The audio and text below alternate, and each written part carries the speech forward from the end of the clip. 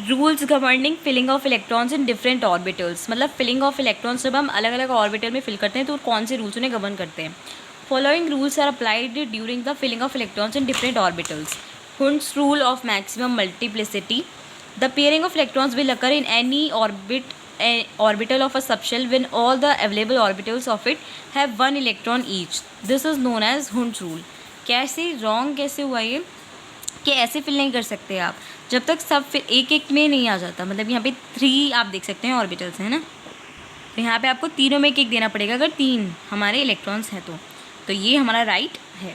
Application और uses of Hund's rule, these are as follows.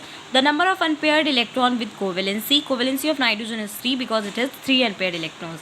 जितने unpaired electrons होंगे उतनी हमारी क्या होगी, कोवेलेंसी होगी. नाइट्रोजन का आप देख सकते हैं 1s2 2s2 2p3. तो यहाँ पे आप देख सकते हैं ये राइट हमारा क्या बोलते हैं, राइट इसलिए क्योंकि हमने यहाँ पे Hund's rule को अप्लाई करा है. तो यहाँ पे अनपेयर्ड इलेक्ट्रॉन 3, कोवेलेंसी भी 3. मैग्नेटिक करेक्टर और magnetism. Magnetic behavior of different element can be find out by Hund's rule. If an element has unpaired electron, then it will be paramagnetic, and if all the electrons are paired, then it will be diamagnetic. तो यहाँ nitrogen का आप देख सकते हैं unpaired electron है तो ये पैरामैग्नेटिक है. और यहाँ पे हम नियॉन का देख सकते हैं, वैसे भी क्या है, ये एक नोबल गैस है ना, तो अनपेयर्ड इलेक्ट्रॉन यहाँ पे होंगे नहीं क्योंकि ये स्टेबल होगा, तो ये डायमैग्नेटिक है. अब बाउस प्रिंसिपल क्या होता है, this is also called N+L rule.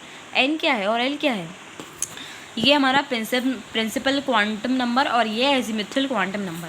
The filling of electron is in different orbitals takes place in the increasing order of energy. This is known as aufbau principle. तो सबसे पहले 1s में जाएगा, उसके बाद 2s में 2p, फिर 3s, फिर 4s, 3p, उसके बाद ऐसे ऐसे करके हम इसको फॉलो करते हैं.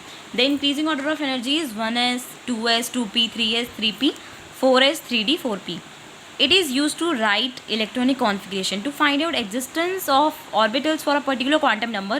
For example, 3d is possible but 2d is not possible.